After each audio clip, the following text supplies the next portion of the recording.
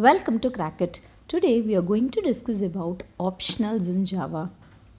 This is introduced in Java8 and a very interesting topic when it comes to interview. Let's understand why do we need optionals, how to create and process it with coding examples and explanations along with the interview questions. We have launched this channel new. Please support us with your likes, shares and subscriptions if you like this content.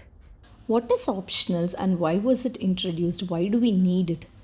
So we all must have experienced null pointer exceptions while coding. When will we get null? Suppose say I have a string s is equal to null and by mistake if I try to access that s with s dot length of what will happen? I'll get a null pointer exception. So when will I get null pointer exception? When I try to use an object that's not initialized or initialized with null, or it does not have any instance. How can we avoid this null pointer exception when we use optionals? What is optionals? Optionals is nothing but a container, and in that container I'll have either a non-null value or I don't have a non-null value. So if I have a non-null value, I will say that the value is present. If I don't have a non-null value, I'll say the value is absent. So if the value is present, optionals.isPresent of method will return me true. If the value is not present, the same method will return me false. And we have a method called get to get the value, and this method will return me the value if it has value, and if it doesn't have any value, it will throw null NoSuchElementException. We can see the example for this now. This is an example for optional.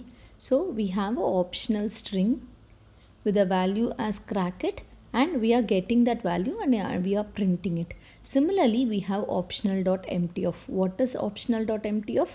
As we discussed earlier, either we will have a non-null value or we have a no value, and that no value is Optional.Empty. What will happen if we try to access this Optional.empty, the string optional with get? Let's see what is the implementation of get. In the implementation of get, we can see that if the value is null, it will throw null NoSuchElementException, or no value is present. This is equivalent to Optional.empty. So if we try to run this program, so for the first string Optional.get, I am able to see the value as Crackit, but when I am trying to get from Optional.empty, I am getting no such element exception, which is expected. What is the use of optionals? It will help us in avoiding null references, and thereby it will reduce the chances of getting the null pointer exception. Also, using the optionals, our code will be more readable and it will be more expressive. Instead of like multiple null checks, multiple if blocks with this equals null, equals null, do this. Instead of that, optionals will give us a expressive and a readable code. What are the ways to create optional objects? We can create optional objects in three ways. First is Optional.of of the value. So this will create an optional object with a specified non-null value that I will be passing here. And what will this Optional.ofNullable do? It will also create an optional object with the specified value if the value is non-null.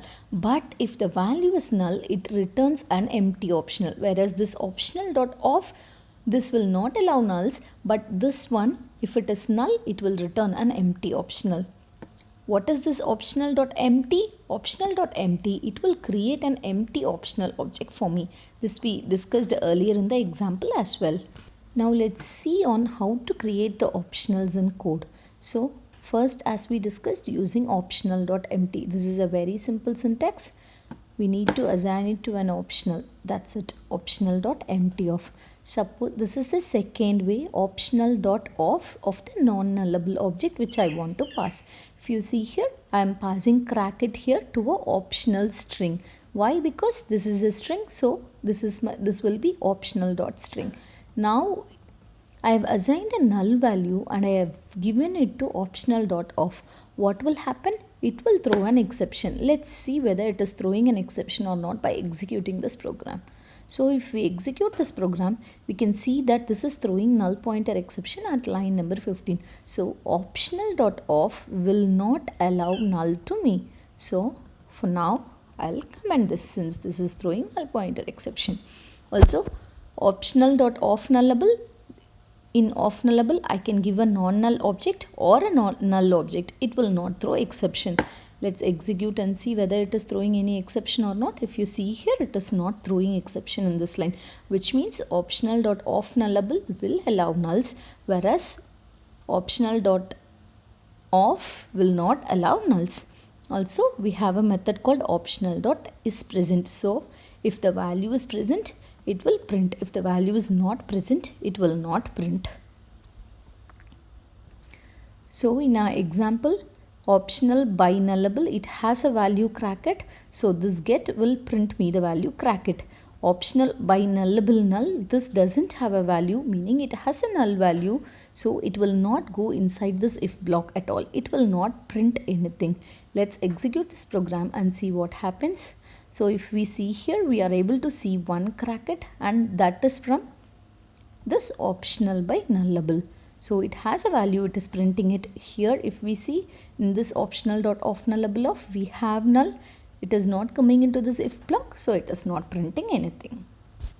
What's the difference between Optional.of and Optional.ofNullable?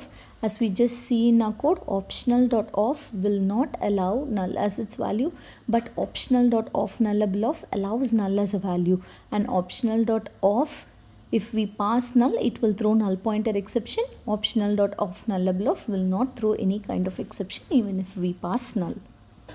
How can we access our optional objects? So, we can use the .get of method. So, this .get of method will return the value if the value is present. If the value is not present, it will throw NoSuchElementException.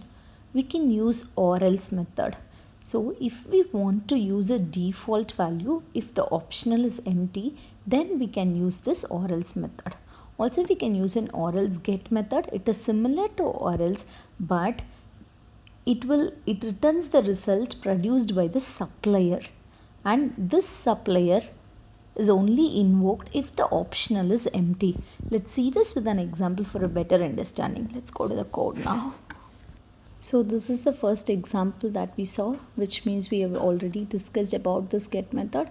If the value is there, it will return that value. If the value is not there, it will throw us the NoSuchElementException.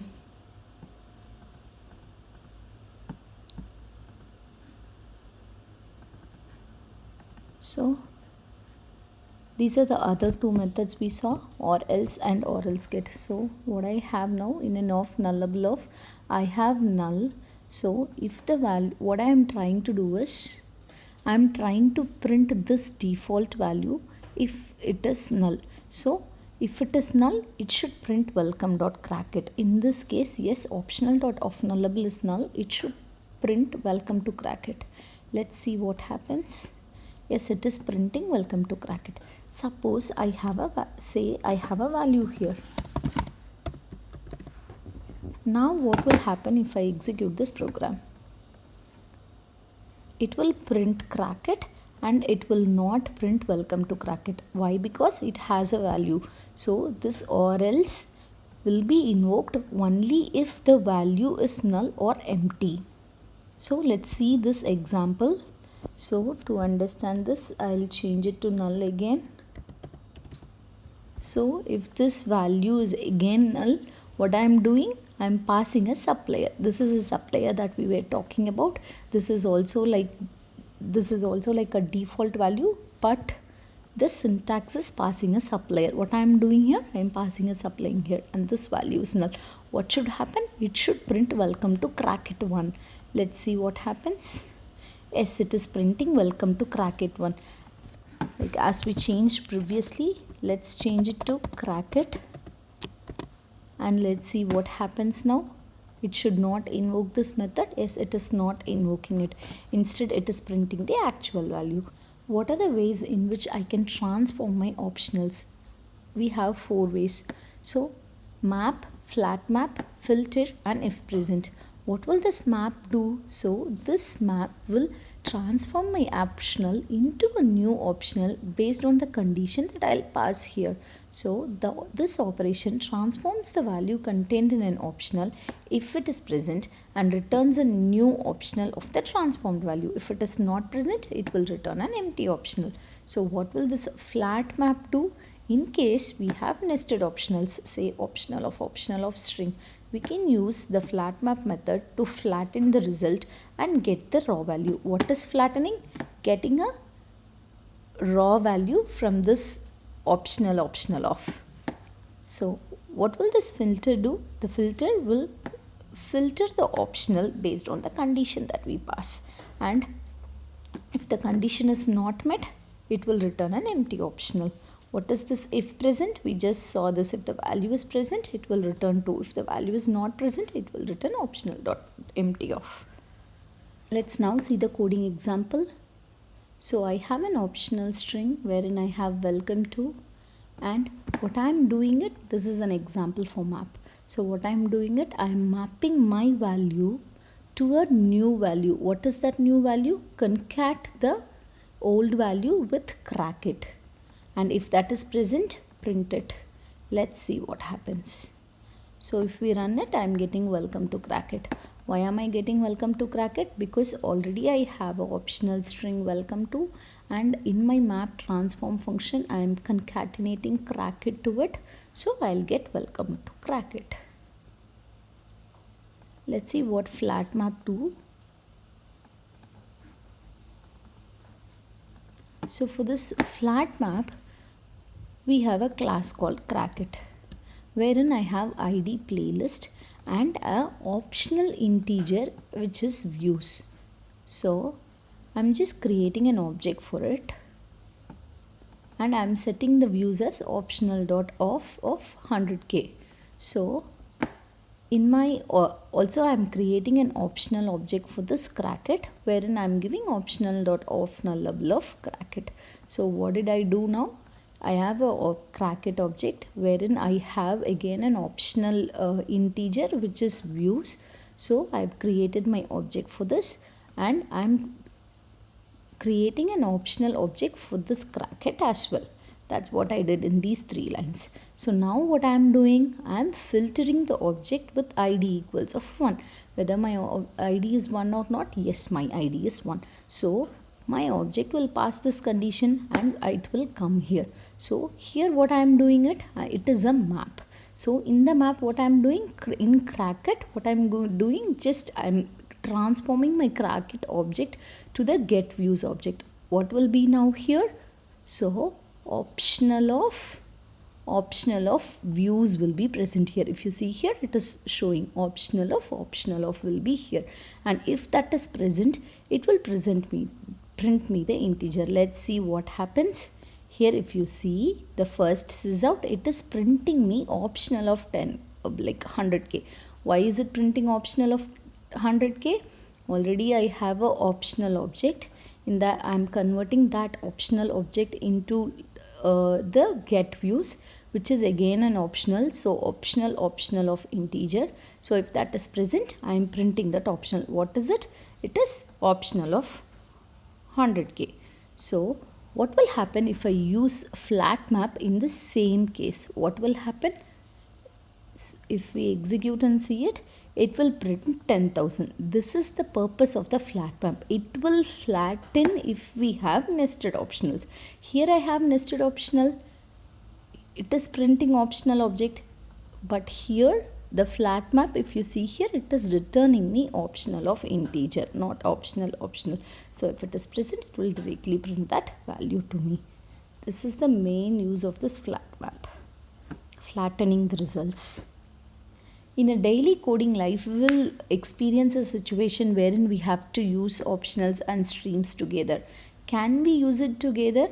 Yes, optionals can be combined with streams. Also, we have methods in optionals which are similar to streams, and they are like map, flatMap, and filter. Also, we can convert our optionals into streams since Java 9. So, yes, we can convert our optional itself into a stream from Java 9. Let's see this with a coding example. So this is a very simple example wherein we are trying to convert our optional object into stream.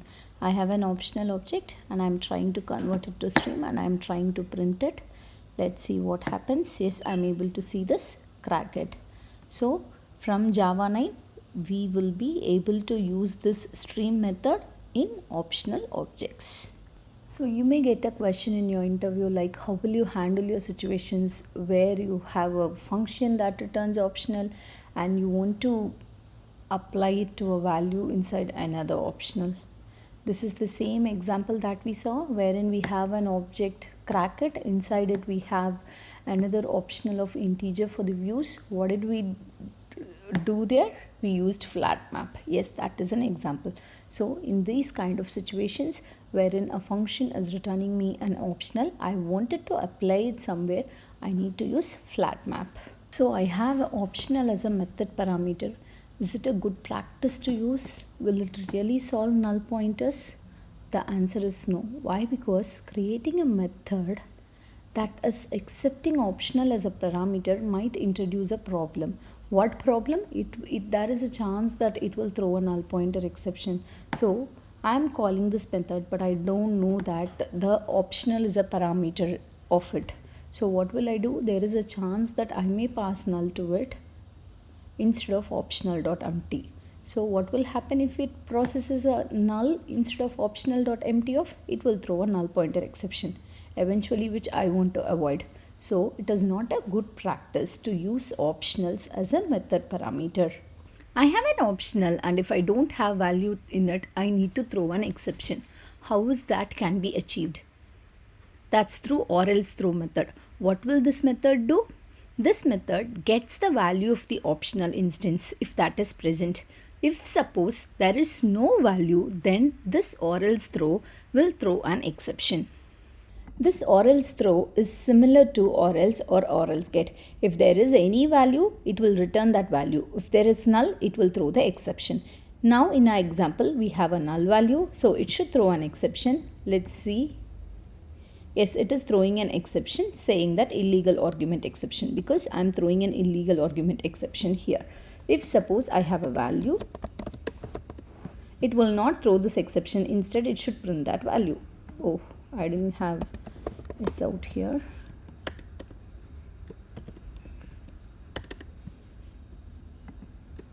So it should print this value now. Let's see. Yes, it is printing that value. If you see here, if I have a value, it will print that value. If I don't have a value, it will throw the exception. If you like this content or if you want to discuss any specific topic, please let us know in the comment section. We'll discuss that. Thanks for watching Kraken. Please do like, share and subscribe.